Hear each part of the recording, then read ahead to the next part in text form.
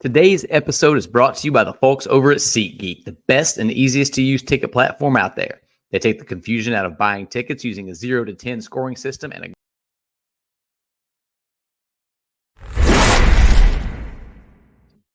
Today's episode is brought to you by the folks over at SeatGeek, the best and easiest to use ticket platform out there. They take the confusion out of buying tickets using a 0 to 10 scoring system and a green is good, red is bad color rating system so you and your loved ones get the best deal possible. So whether it's going to see our beloved Redlegs at Great American Ballpark, the Bengals over at Paycor, FC Cincinnati, one of the area college teams, or pretty much anything in between, use promo code Riverfront at checkout and receive $20 off your first order. Click the link in the show notes to download the app and get started. That's Riverfront, one word, for $20 off.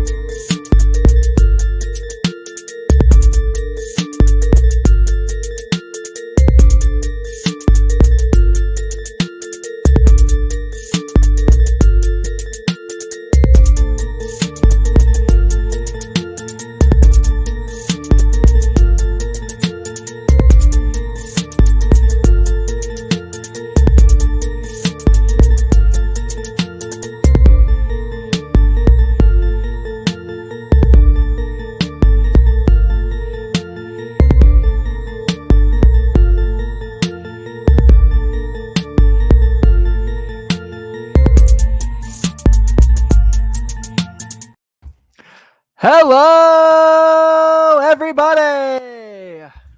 My name is Tim Daniel. His name is Joe Farfsing, filling in tonight for Ben Brown. And welcome to this week's edition of Late Night Reds, brought to you by our good friends at the Riverfront and our fantastic Patreon growing group at patreon.com/riverfrontcincy. I'm excited for this show. Obviously, as you see, as I mentioned, Joe's filling in for Ben tonight. Ben and the Cooper crew got back pretty late from Lexington last night, so he said, "Hey, man, I think I need a rest night." And I said, "Dude, I understand." So Joe is here holding it down for Ben. I hope I can make him have as infectious laugh as Ben has, but no guarantees to be made. But Joe, how you doing, man? I am doing well. I've got a Crown, and you ever had Crown and root beer? I have not ever done. Interesting. I love A&W root beer with the Diet A&W or A&W Zero, and with Crown in it, it's delightful. I've never thought about that as a combination, but now I'm curious. I give 2 livers up. 2 livers up. Well, good. That's reassuring. So I'm good to hear that. So yeah, I guess there's that. So I want to make sure real quick. I know I talked to Ben. And he did say, make sure he wanted to say thanks to everyone for the love this weekend. Did not really, obviously wanted to win, but seemed pretty pleased with the season they had. So for those who don't know, Cooper did lose in the state championship last night to Bowling Green. But really, had some chances to win it. We're in for we're in the game. It just didn't go their way. So I know Ben appreciates all the love he received from everybody. But definitely doesn't have his head down for the season they had, even with the season champion with state championship defeat. So, yeah, and apparently they're young. They only have 11 seniors graduating, so they'll be back next week. Yeah, or next week. They won't be back next week. They'll be back next season. Next week, yeah. Season starts again next week. It's like that year the NBA is in the bubble, and the season started back like 7 weeks after the season ended. That was, the entire world in 2020, 2021 was just so weird. I think I blocked a lot of it out just from PTSD, but it was a weird time to be alive. Yes, it was. That's the best way to describe it. Well, hey, so before we get into some of the news that came out this week, you attended Reds Fest this weekend. I did. First year I missed in a while that they've had it. Like you said, 2020, 2021 was a weird time. So didn't get to make it happen this week. Did some holiday stuff with the fam. But tell me, how was it? What was your experience? Did you get to meet up with some of our lovely community? Only one I got to catch up with was Sydney Price. She was actually kind enough to send over a VIP. I'm not a season ticket holder, but she had a couple extra season ticket holder passes that she sent my way, so I got to go in with the rookie roundtable Q&A with Ellie, McLean, and Spencer Steer. So that was cool. Those guys, there's just so much to be excited about. Those guys. I mean, they're just so fun. They have such a that's why we love you and your wife, Joey. But those three especially have such this awesome camaraderie together. You can tell that Ellie and Matt McLean, like they get along, like they're legitimate. Like it's no BS. They're legitimately like good friends and enjoy playing. Being able to play baseball next to each other. So yeah, you can definitely, like I said, definitely get that vibe. I thought all the pictures I saw everyone post this weekend looked like they had a lot of fun. It was great to see everyone enjoying themselves. I'm sad I missed it. I definitely plan to be there for 24. Especially after like we're raising a World Series trophy in Fountain Square. I mean, we all got to be there at that point, right? absolutely. Yeah. So great times to have for all. I cannot wait to see how that shakes out. I can't wait to be back at Reds Fest. I did, and I shared this with you, but I want to share it with the audience. So the day of our live show, September 9th, that we had downtown on the Banks, I was able to purchase the actual lineup card that was in the dugout, which you can see very nicely has Marte's name scratched out because Ellie hit him in the face with the ball in warm-ups. It was an accident. It was an accident, yes. We believe it was an accident. And then right there, the blue, let's see, zoom in a little quickly there. The blue writing that has a line through it. Alejo Lopez, who got a hold of one at bat. I have made fun of his ejection in that game so many times. To be fair, he struck out on two awful calls. Seeing the guy, something else had to be going on. This was a culmination of a million things that just something happened to bubble over that he was that mad that early in the game and gets run that fast. Remember, it was like a ton of like horrible calls on both sides because I think Marmol got ejected or Marmol or Bell did, one of the two. Yeah. But the reason I say I made fun of Alejo Lopez. It wasn't because of Alejo Lopez. It was because when he gets ejected, it's because he gets ejected when he like gets pissed off about striking out, and when he like reacts, it's his whole body because he's like 5'4", and oh my god, it's never not funny if you see the clip of him just like it almost looked like a marionette.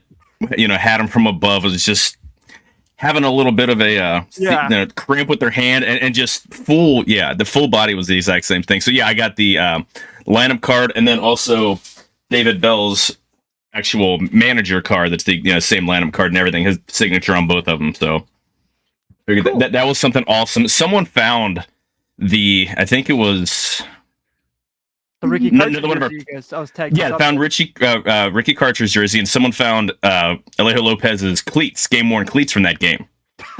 I missed those, but they've got the huge table of all the game-worn gear, and they had his barely worn cleats from September 9th, 2023. That's awesome. Well, I know that was a budding success for us all. We're excited about. We're gonna definitely plan to do one next year, hopefully earlier in the season than September. So keep an eye out for the 2024 season. That's all I'll say. They've got a new Lego themed bar opening over at Newport on the Levee. That's absolutely. I'm for sure going to pitch a sponsorship to them for us. For sure. Absolutely. Yeah, for sure. Well, hey, there is some Reds news this week, unlike other weeks in the past where we were just scrambling to have things to talk about.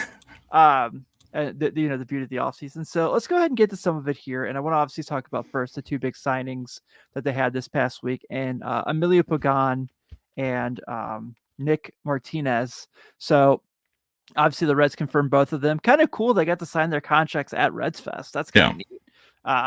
Also appreciated that they wore the City Connects as a team uniform around the convention center. So that was cool. And obviously that's nice that I know that there are some things to nitpick about both guys, but I will leave it at I am appreciative that it sounds like Nick Martinez is more than likely going to be the back end of the rotation kind of guy. I will start by saying I'm appreciative that he is not Luke Weaver. Absolutely. I am appreciative he's not Levi Stout, who I think is still be pretty good, just not in the role he was in. And on the other end, I am appreciative that we will not have Derek Law and Buck Farmer, but we'll have Emilio Pagan. With that being said, both guys' numbers look pretty solid. Martinez is a guy who kind of only started about 8 or 9 games last year, pitched most of the season in the bullpen.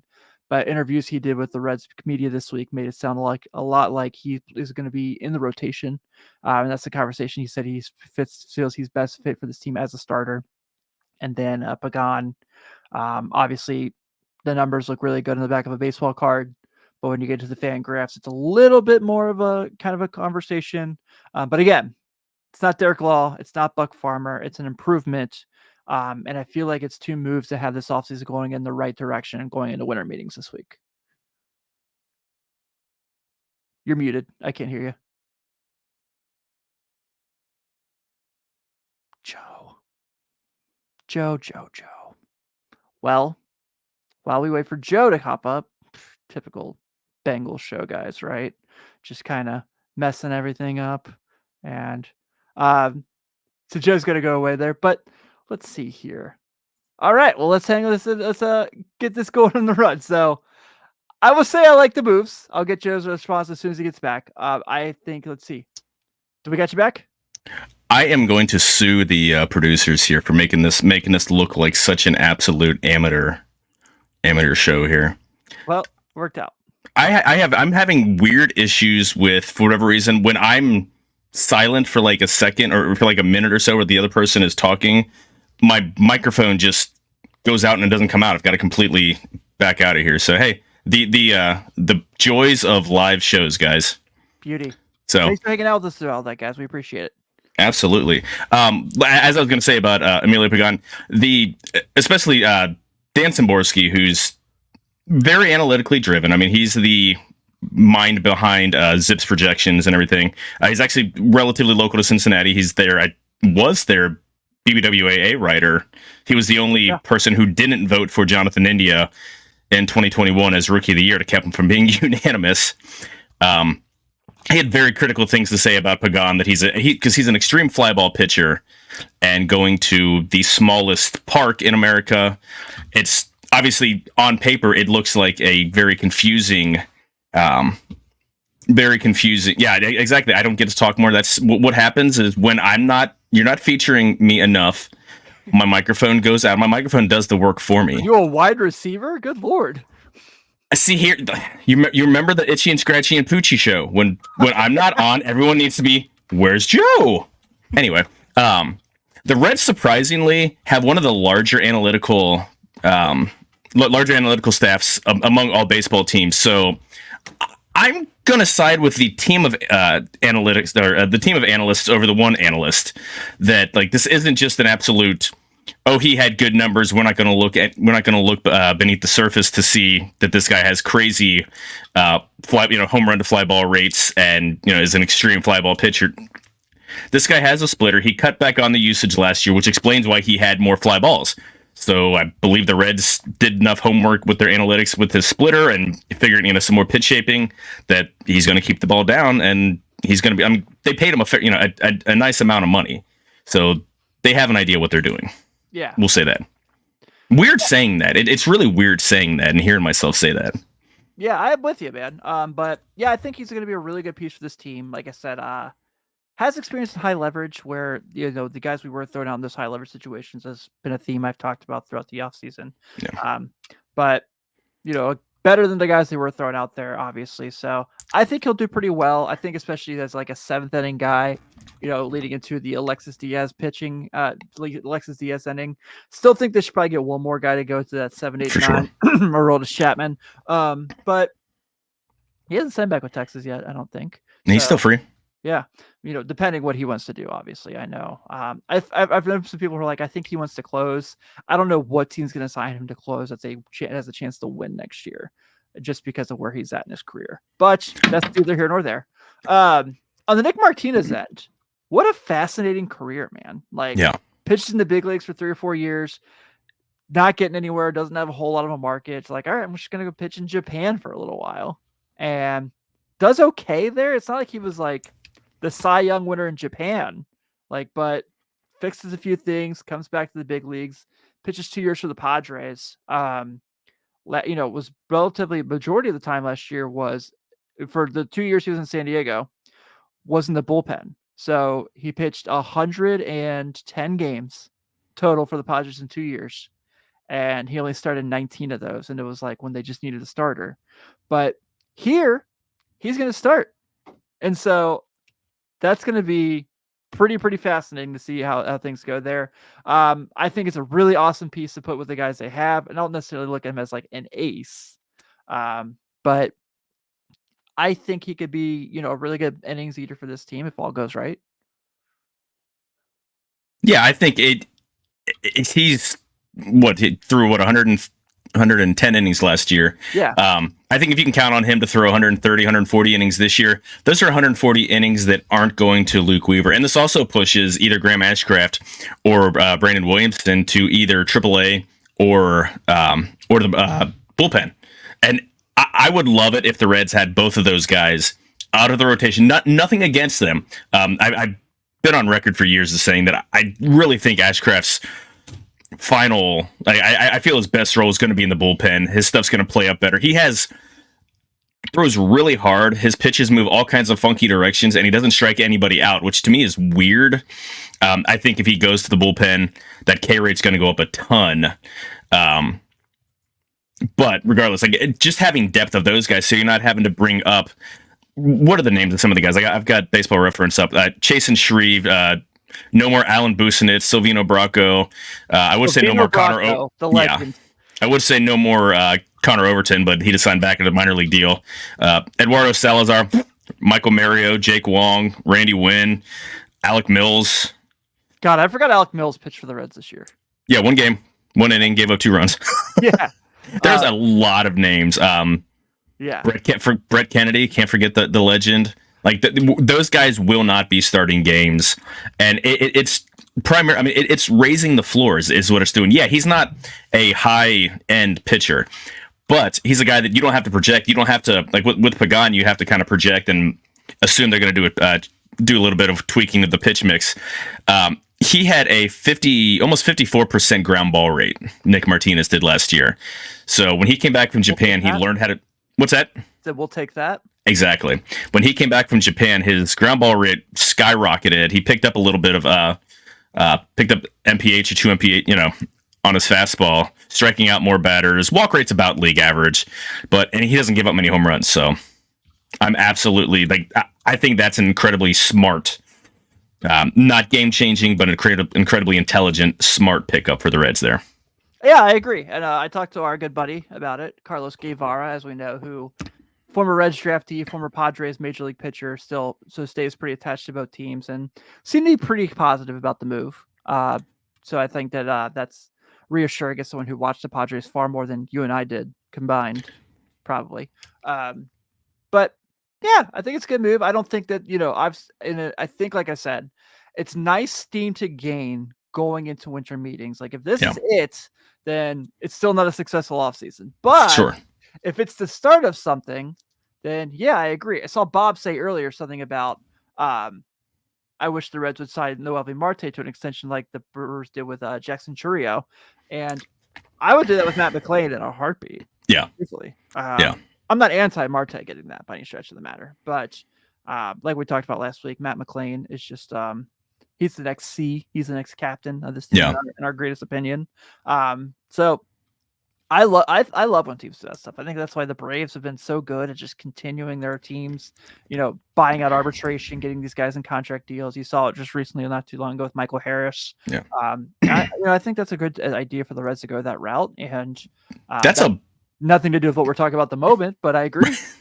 That's a big risk for the Brewers because at least all the guys that the Braves extended, Acuna, Ozzie Albies, Michael Harris, they at least had days, weeks, months of service time. Yeah. Chourio isn't going to debut until probably next year, but it's not even linked. It's not even set in stone that he's going to debut in 2024. So And hey, I'm this could be. I mean, I'm all for players getting paid more than what they're worth because he could get injured and never make it out of Double A. Or there's a possibility that he's the absolute stud that he looks to be, and he's severely underpaid. But I think that contract maxes out around 130 million, which is more than what he'd be ever be able to make in arbitration and things like that. So it's a good deal on his end. It would be nice if the Reds, they did that with one player, Hunter Green. They need to keep it going. So yeah, I agree. I think that's kind of the right route to go for sure. So I'm with you, and I still love the Hunter Green contract. I still think it's going to end up being a bargain. Oh yeah, absolutely. Yeah. It didn't go far enough because it only bought out one free agent year, but it's better than getting into ARB 2 year when you're thinking he's going to be making 18-20 million, and you don't think your team's going to be competitive, so you're looking to shop him. You have cost certainty. You know how much you can build around. You know what your budget's going to be to build around him. Yeah. I agree. So Mr. Juan brings up the point that John Singleton and Scott Kingery are more likely than Corbin Carroll when you sign before getting to the majors. So, hey, for the sake of Jackson Churio is going to be, in our division for years, I hope you're right. Right, exactly. Yeah, I will take it. Bob asks, what's the number one move you want to see the Reds make this week? And this kind of bleeds into the next segment that I have, and it's I really want a front end starter, and that's not a slight on any of the guys we've talked about. But the thing we've kind of talked about between the two baseball shows throughout the offseason so far is we love the upside of all these guys who are starting games for them, Hunter, Lodolo, down the line, but none of them have proven that they can consistently take the ball on the fifth day. So I think a front end starter would be really, really, really nice for this team, and that's kind of what brings me to this segment here. And actually, was that kind of your thought as well, or did you have another preference? No, it's probably. I mean, I'll gladly take an outfielder, an impact right-handed outfielder. But I think it coming away this week from the meetings in Nashville with a top of the rotation starter, that considering you're still in early December and you've got your pitching staff looking pretty good. I mean, there's still tweaks to be made. You still need some. I say at least 2 more bullpen arms. Yeah, but if you can get another starter, especially one high, the guys that they're being linked to, and again, linking means absolutely nothing. Right. Giants were linked to literally everybody last year and got nobody. They got Arson Judge. Oh, that's right. Yeah. Yeah. Now this year it's the Jays that are getting linked to everybody. They're going to get Shohei and they're going to get and Joey Votto and Joey Votto, Juan Soto and everything. Like they'll probably be the ones left holding the bag at the end of winter. But yeah, you're probably right. Get it taken care of now and go in and blow them away. Like blow them away with I think the Reds are very cautious in trades. They want to win trades. Yeah. You need to not look at. I mean, that's what kills the boys down the other end of the street, the Bengals. Quit trying to win trade. Find the guy that you want, identify him, and if you overpay, who cares? Like overpay is only the value of that player is what he can provide to your team. If you're trading off guys that aren't providing value, then it doesn't matter. Yeah, I completely agree. So, and the 2 names of the next segment are coming up quite a bit in the chat right now. So let's go ahead and get to it here. And obviously the 2 of the biggest things you've seen the Reds kind of being mentioned are linked to, as you mentioned, which can mean as much as you want, are Shane Bieber of the Guardians and Tyler Glasnow of the Rays. And the one reason I kind of want Tyler Glasnow, okay, and hear me out for all my nerds in the chat here, is we already had Homer Bailey, who looked just like Christian Bale and was the Dark Knight. So we need the guy to look just like the Scarecrow and Batman Begins. So we just got to complete the comic book of Reds baseball here. All joking aside, I think both guys are obviously better than what they have. I know Bieber's kind of had a little bit of an up and down year last year for the Guardians, but that whole team did, if you look at kind of what's going through. And then Glasnow, I hear it might as well be called Glass now because of his inability to also stay on the mound, which could add to the fun of this current team. Other names you could probably see out there. I've known Marcus Stroman's been a name that's been coming up to see what's going to happen with him, with Chicago, and if he's going to be available. A few others got kind of thrown in and out there, but between the two here, if we have to have if we have to pick one or the other, and you may disagree with me, and I'm definitely willing to hear your conversation of why. But I really would like to have Shane Bieber on this team. I think he's a guy who has pitched in high situations many times. He's been an ace for really good teams. Obviously has a Cy Young, which you can say it was in 2020, but the record book says he's a Cy Young Award winner. Thankfully, the Red Cy Young Award winner, apparently there's no interest in bringing back to the team. So great news on that. But I love Tyler Glasnow. I think he's a great talent. But I feel like, Bieber here in that situation is the guy I would want between the two. But the question is, would one of them be worth it? Because obviously, what a trade like that entails that you have to give up on. And I've kind of taken the Chad Dotson book to, if the Reds are making a trade, I want it to help the big league team when they make the trade. And that's where I stand. So to me, yes, getting a top end starter like a Shane Bieber. If they do take Tyler Glasnow instead of Bieber, I'm not disappointed. But if I can pick one of these dudes, bring me the Biebs and GABP next year. I would be fine if they got Bieber. And as Bob put, he might cost less. I do not care about the cost. I'm convinced that either Spencer Steer or Christian Encarnacion Strand, one of those two will not be a Cincinnati Red come spring training. I have the feeling one of those guys are going to be dealt in, because what of the Indians or the Guardians? Don't try to piss everybody off. I'm not saying I want them gone, but believe me, I'm not. Like those are two, but Encarnacion Strand, number one, Encarnacion Strand needs to absolutely be peak Nelson Cruz to be valuable, considering he's only a first baseman designated hitter. So I'm not, and now I think he's capable, but especially the Guardians. Guardians have struggled to develop hitting. Like they can develop pitching like nothing. Maybe, but I mean, it's. I don't care about what they got and what they received for trading an ace. I don't care about what it's going to take to trade an ace. They got absolute studs for trading Luis Castillo. I'd rather have Luis Castillo than Arroyo, than Marte, than everyone else, because having an ace on your staff is better than guys that might become something. Marte looked great for a month. He's nothing yet. He might become something. I think he's Manny Machado. I came on here last week and said I think he's Manny Machado, but he's not Manny Machado. He's Noelvi Marte with 1 month, less than 1 month in Major League.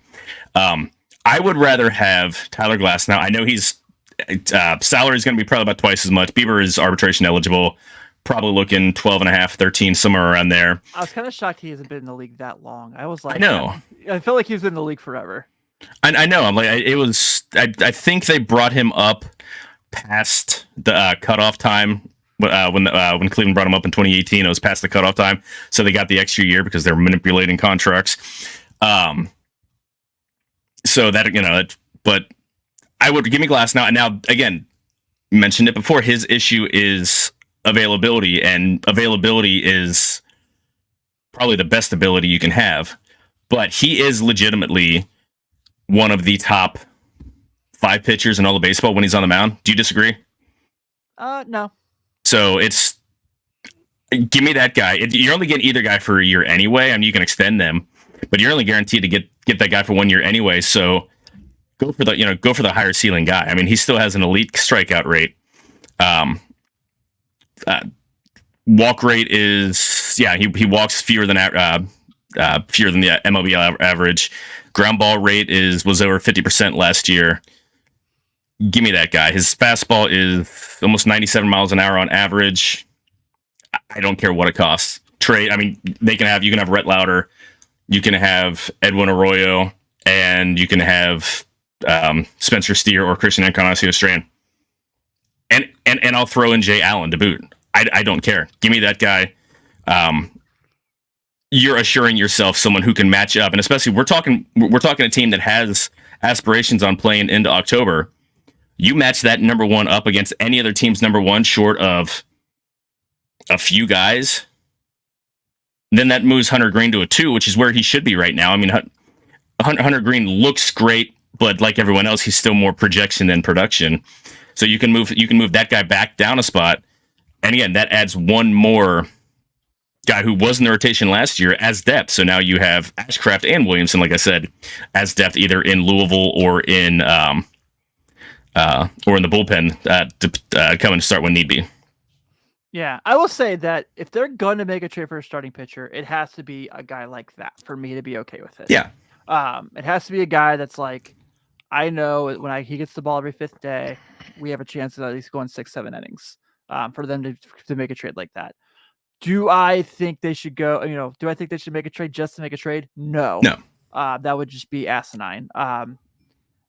I think that, I think either one of those guys we mentioned would be really nice pieces for this team. And as far as what you kind of said, I still feel like CES and Steer will be here come opening day, depending on what the trade situation looks like. But yeah, you're right. It's certainly possible. And everyone will be pissed off and complain online if that's the case. So what else is new? I mean, the internet, people mad? No way. Doesn't happen ever. A, I'm used to being wrong, and B, I mean, yeah, there's still this weird civil war between Reds fans about, and it's like ultimately like, put your arms down, okay? Like put your weapons down. We want a winning Reds team. Like obviously, there's different strategies going about it, and like we're in one side, there's another side, and that's fine. Like there's definite. There's well thought out behind it, but we just want a good Reds team. Like, let's quit being at each other's throats. Yeah, I'm all for the conversation, like a civil conversation of like, this is why I feel this way. This is why I feel this way. Great, that is what sports conversation is all about. But the vitriol is where I'm like, let's stop it here. Like, I literally like when I've said it multiple times. I took the Twitter phone off the Twitter app off my phone because I just couldn't do it anymore. Yeah. Once the Joey news came out, whatever side you were on, for them like moving on from him, against them not moving on from him, and keeping him, I just couldn't take it anymore. I just couldn't. So, and I'll tell you what, my mental health has been way better. It's been great. My wife's like, "Man, you seem really happy all the time lately," and I'm like, "Yeah, it's been pretty great." All joking aside, but yeah, I think that I want them to get a top end starter. Like you said, I want them to get another right-handed bat in the outfield. We've both have like talked about Teoscar Hernandez. When people are like bringing up like what the salary could be, I will say real quick, a friendly reminder: there's not a salary cap in baseball. Not a thing. It's not our money. Yeah, it's not our money either. Yes, absolutely. We're coming from a ownership who I'm not. I'm the one guy on the riverfront that's not like every week preach and sell the team, Bob. Right? But we can be honest and say like, have they spent money? They have not. And I loved what they did the 2019 offseason. It obviously didn't work out. I'm not frustrated about it. I'm not mad at it. It just didn't go their way. Castellanos was awesome for that year. Obviously, he moved on. We know what happened to Mustaka. We know what happened to Shogo. Shit happens, right? It's baseball. It's a very hard game to succeed in. Your point last week about Nick Senzel. Baseball is very hard. Yeah. So, yeah, you're not going to go 1,000 all their transactions, and that's what everyone needs to also. We talk about all of this fantastic. Well, draft, yeah, exactly, and we talk about all these awesome young players that we brought up: Marte, Ellie, McLean, Strand, Steer. They're not all going to hit. One of those guys is going to be out of baseball in 3 years. One of those guys is going to be a star. A couple of those guys might be all stars. Someone's going to be a backup. Like that's we need to understand that's what's going to happen. Yeah, I would love to say all of them are going to be absolute, like they're going to be stars and they're each going to win MVPs, but it doesn't happen. It's not going to happen unless it's the Braves pitching in the 90s. Like Braves hit on pretty much everything in the 90s, which was so frustrating, but that's not the norm. You can't expect that. You almost respected it so much, right? Because it was so good. You know what I mean? Yeah. Like you could be mad, but you were like, but they have it figured out. They know what they're doing. Like exactly. Like I think that my favorite prime example was always that 1 year they traded with Cleveland for Kenny Lofton. Kenny Lofton ends up going back to Cleveland in the offseason that year. Yeah. But that 1 year they had Kenny Lofton was pretty awesome. Yeah. Obviously traded for local Kentuckian David Justice. Shout out David Justice. But the pride of Dayton. Yeah. My dad played high school basketball against him, actually. Really, he was another Cov. Was he Cov? Cov Latin. Cov Latin. Okay, darn it. Okay, I was going to say local Luke's school, but it was Covington. I know it was Covington something. Yeah. Mr. Watt says, bring back Johnny Cueto. What's the price? You guys are all mad. Everyone talks about the salary thing, right? Like, what's the Johnny Cueto salary?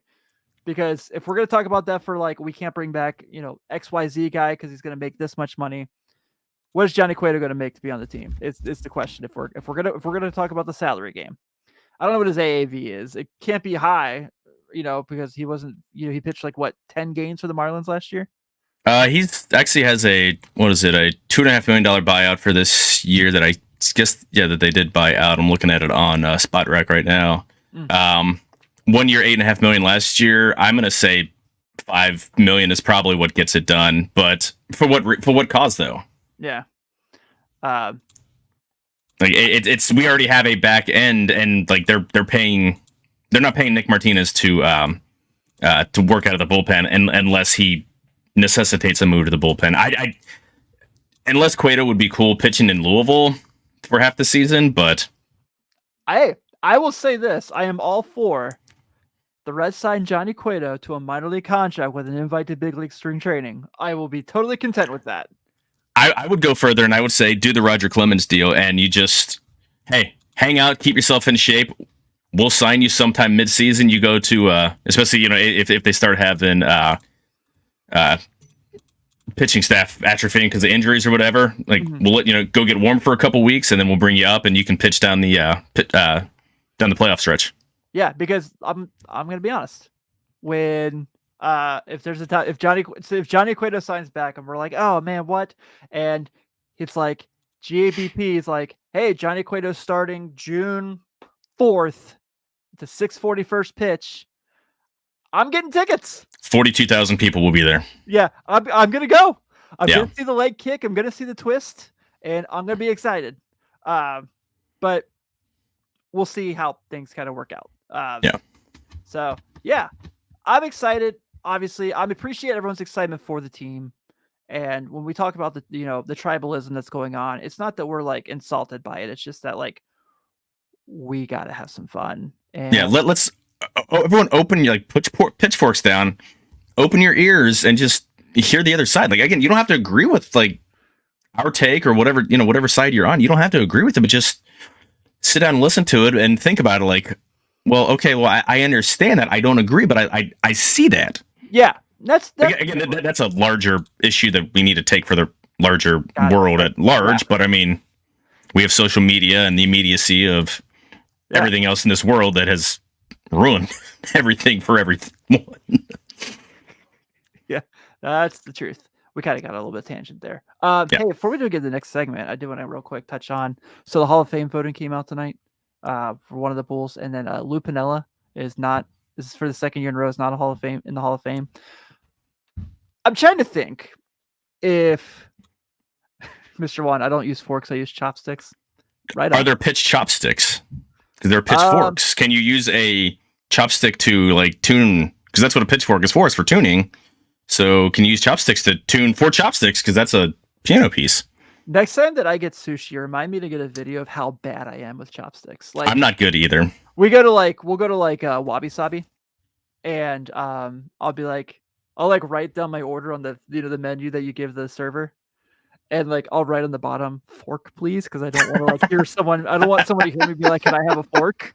Because I'm so bad at it. Like my wife just makes fun of me. I pretend it's because I'm left-handed that I struggle with it. Like I can pick up like if I've got a hunk of like orange chicken or something like decent size, cool, no problem, whatever. But if I'm trying to pick up some rice or trying to pick up some lo mein or something, it's rough. I would probably starve if if we didn't, or I would end up having to use my hands. So yeah, I'm with you, man. But yeah, I want to touch real quick on Lou Piniella. So I think this is one of those things where maybe as Reds fans, they're probably giving him more value. But then again, this is a guy who won a World Series with the Reds, was the manager of the Mariners team that won the most games in a single season. Did dye his hair blue one time because the Tampa Bay Devil Rays had a winning streak when he was the manager there. I don't think all that qualifies for him to be a Hall of Famer, but fun conversation. Like, I like him a hell of a lot more than I like Jim Leland, who got in. So I'm trying to compare. Like, I'm on Baseball Reference right now, and I'm looking at Lou Pinilla's manager page, and he managed the Yankees for 3 years to a .537 winning percentage. Managed the Reds for 3 years to a .525 world win percentage with the World Series title. Mariners for 10 years, .542 winning percentage. 3 years in Tampa, which those were expansion years. Yeah. Yeah, I mean, that was their seventh, eighth night. That was before they were awful. Before they had any idea what they were doing, and only had a .412 winning percentage. But then to Chicago, 4 years, .419 winning percentage. I mean, I think he deserves it over Jim Leland. Jim Leland didn't win anything. Yeah. I mean, he also managed 97. He was the manager of the 97 Marlins. Damn it, I forgot. Yeah. I was thinking that was McKeon. McKeon was the McKeon was 03. Yeah. Yeah. Which was awesome. But I don't see a big difference between the two of those guys. Yeah, but it's the same thing we bitch about all the time with the Hall of Fame, and it's kind of what comes into play here. So yeah, I would love to see Lou get in, but we'll see how that goes as well. I don't know. Are we gonna bitch that if he gets in on the fourth ballot? That's so silly to me. But I'm not invested at all. If he never it's for his sake, because I know he's sick. I know he's struggling with cancer diagnosis right now. It would be nice if he's going to get in to get him while he's able to get the accolades and appreciate the kind of bathe in the warmth of everything. But outside of that, meh. Yeah. So David says the Reds are not desperate to bring back Cueto. They have plenty of pitching depth. I agree. But it's Johnny Cueto. That's the same reason that you keep Joey Votto. Yeah, they don't need a left-handed hitting DH first base guy. But it's the name on the back of the jersey. And it's December. And we need things to talk about. We need content. Yeah, exactly. Last slide of the day. Obviously, we heard the wonderful news that Sonny Gray signed with the super evil St. Louis Cardinals. Salary a little lower than I thought it'd be, but I digress. Not going to get into that conversation. And I think the thing about it that you hear, that comes out and, you hear, well, they were in on him. They were having the conversation. I don't know what in on a guy means anymore. It's like your conversation of they're linked to this player. But Jonathan India did say this week at Reds Fest that he thought they were getting Sonny Gray. So it must have been something to it. We'll never know because no one ever releases that information. Right. But what are your thoughts there? Obviously, I hate that he signed with the Cardinals. Like when Mike Leake signed with the Cardinals, I hated it. When Arthur Rhodes got traded to the Cardinals in 2011, I hated it. So yeah, I don't love it. Good for him to make the money he made. It probably might be the last contract of his career. Knowing, maybe that's overshadowing it. Maybe that's not true. But last multi-year. Yeah, I would probably say like last big money contract. Yeah. Unless he's just lights out for 3 years like Verlander has been for Houston. Yeah. But I just wanted to stop turning we were in on a guy. I want to turn we were in on a guy to we got the guy. And I'm hoping that that's what happens at winter meetings this week. Yeah, seal the damn deal. You mentioned Mike Leake, and he stole our hearts like there were so many T-shirts from Macy's. we do need an automated rim shot to put in the sound, but yeah, it's kind of listening to what Sonny had to say. It's interesting because India said he thought they were getting him, but he made it sound very clear that it seemed like knowing that he wasn't going to get traded. Reds have a tendency of blowing things up when the season goes sideways. Mm-hmm. And that seems like it was something that was very important to him. He's been on multiple teams already. He's been on the A's, been on the Yankees, Reds, Twins, now the Cardinals. He's in his mid-30s. He doesn't want to, pack up his stuff and move to another town, throw his kids in another school, all that fun crap. So I wonder if maybe there's conversations that, with the agent that said, oh yeah, this is a good deal. This is something that, we think he'll go for. And that got around to India. And then it got to him I want to sign, Cardinals are going to keep me around. They're not going to trade me if a year goes sideways. So it sucks because, again, he's been just as good as we had, as good as he was when he was in Cincinnati. Yeah. I mean, he was lights out last year. We expect him to keep it up, while he's pitching in St. Louis. So it sucks, but I kind of get, if that's the point. I think that's the point he was trying to make. I get it. I wouldn't wholeheartedly get it. Yeah, I don't think he slighted the Reds by signing with the Cardinals by any stretch. Sure. It just sucks because of who it is, right? Yeah. It sucks because of the uniform he's going to be wearing. But if that's the one move the Cardinals make, I still feel pretty okay about our chances against them. I'm with you. I've seen you say this many times in the past. I do think last year was a mixture of they were bad and a mixture of they underperformed. Anytime you have Goldschmidt, Arenado, all the, you can make Tyler O'Neill, etc. You feel pretty good about the team's talent. Yeah. But there were a lot of things that went wrong for that team as well. Yeah. So if Sonny Gray's the one move they make, then so be it. I don't. But knowing it's the Cardinals, there's no way that's the only move they're going to make. So.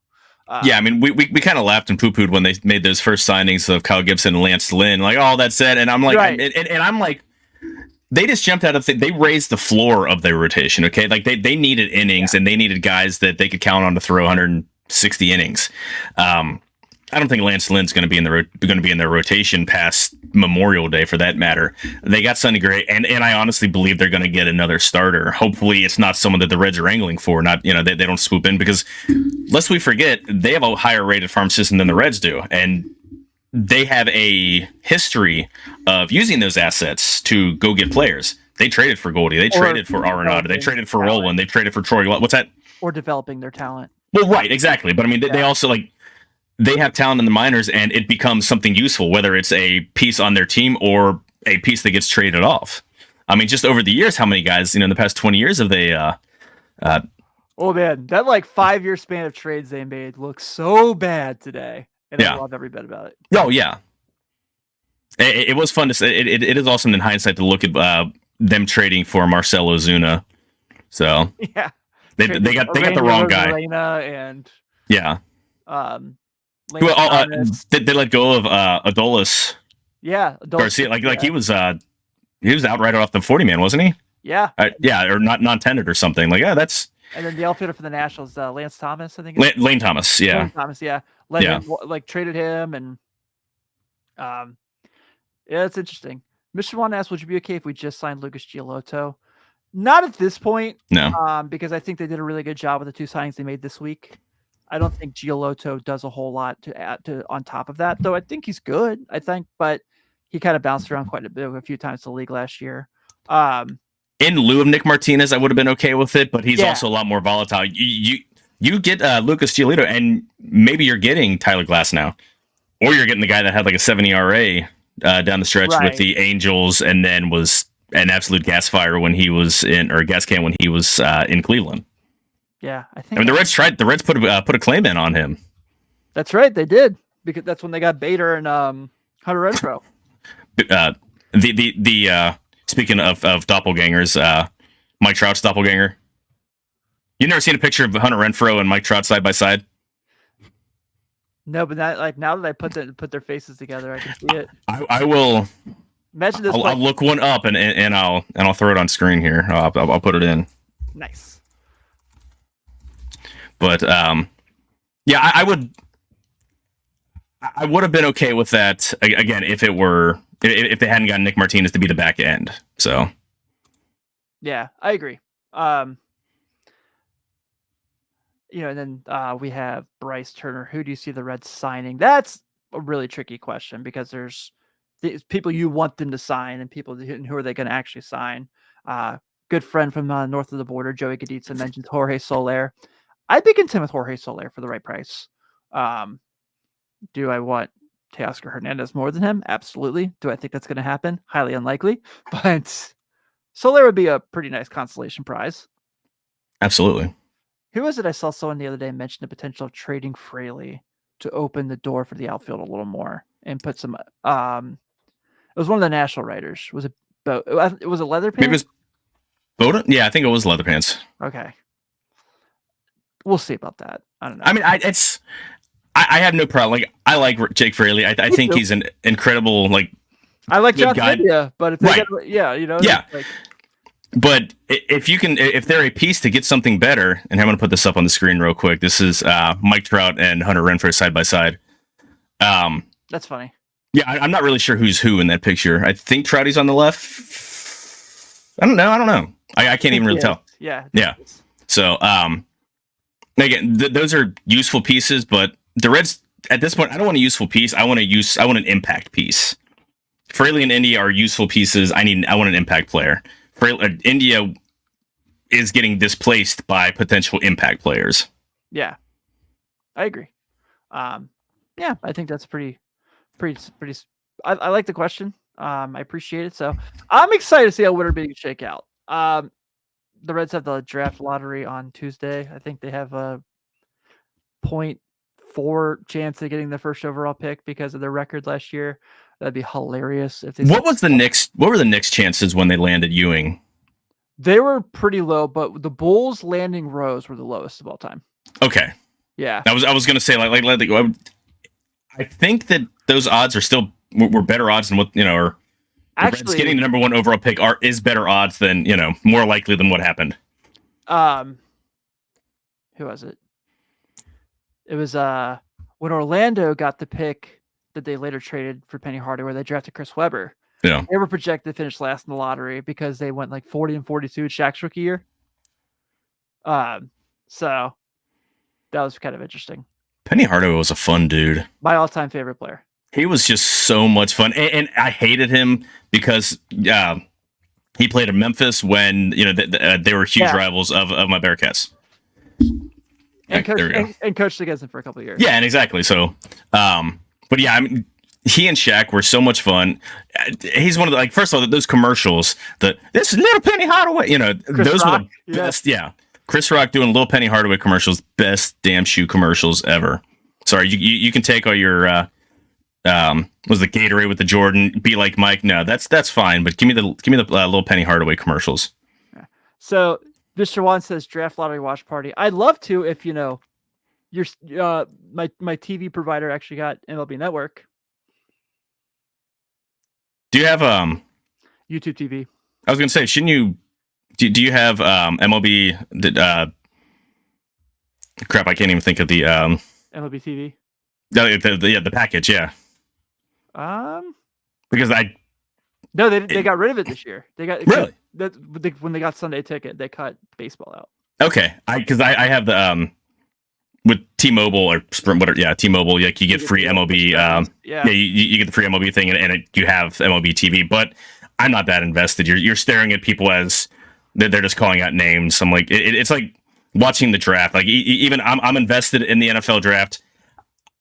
I do a Bengals show. I really don't care. That's true. I do remember that. I get the. Yeah. It's just not interesting to watch people talk about guys that, now here's a guy no, I just give me the names and I'll do my own research and figure it out whether I think it's a good, whether I think the results are good or bad.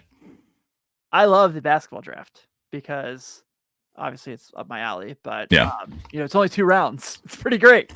So yeah, it doesn't take, NFL first round of the NFL draft takes 4 hours, which is just, it's a night in and of itself. I've been to the first round and it's so rough. And they milk it out so much now. It all used to be 1 day. It was done on a Saturday. Then they moved it to 2 days. It was Saturday and Sunday. You had rounds 1 through 3, and now it's 3 days. You have Thursday round 1, Friday rounds 2 and 3, and now the rest of the round. It just never mind. And we're getting off on a tangent here because that's what I think is that's what I bring to the riverfront. NFL is just so bloated and full of itself that it's all about themselves instead of the players, the teams, and everything like that. Yeah. But it's like, just tell me who they have, and I'll figure out whether I like it or not. I don't need to have this snap judgment. Oh, what a great pick. This was a dumb pick. Whatever. People were investing the Chiefs for getting Mahomes when they got him when they already had Alex Smith. It would have been really nice if the Bengals had drafted Patrick Mahomes instead of John Ross, the pick right before. Yeah. So, as much as I love Joe Burrow, Mahomes is the one quarterback that I would be okay having over Joe Burrow. Yeah, I'm with you. So, but hey, with that being said, I think we'll go wrap up this week's edition of Late Night Reds. Thank you guys for hanging out. Whether you agreed with us or disagreed with us, we appreciate the banter. Gives us something to talk about in December. So definitely appreciate it. So do some housekeeping before we get out of here, as always. First off, check out Joe on the Bengals Show here on the Riverfront as well.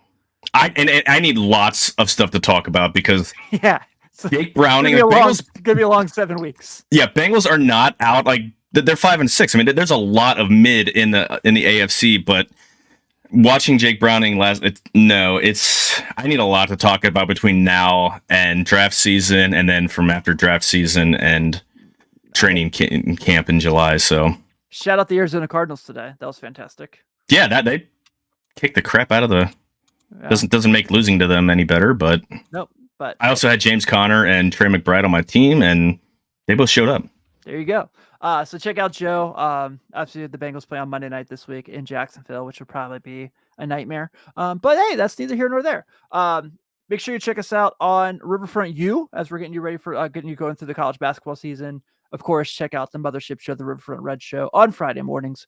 Chad was back this week and had old friend Bill Lack on. They had a really fun conversation. I really dug that show.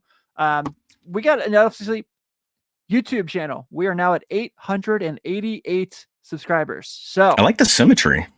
We're getting there. We're getting 889. It's updated real time. We're 889. Damn it. Perfect. But I can someone unsubscribe real quick? I love the symmetry. I like even numbers, round numbers, symmetrical numbers. It's my OCD. Let's get to 999 and I'll be cool with that. And then quick, someone take 1,000. Yeah.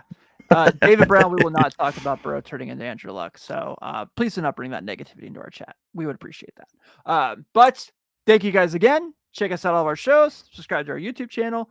Give us this nice little reviews on your podcast app of choice. December 17th, the Riverfront Christmas song draft. So good. You better be here. Jack Mueller, our Miami of Ohio writer today, texted me and said, "Can I join you for that?" And I said, absolutely. I would as many Riverfront staff members as we can get on there so we can see everyone's tasting music for a night. So I want to see the Brady Bunch grid, the 3x3.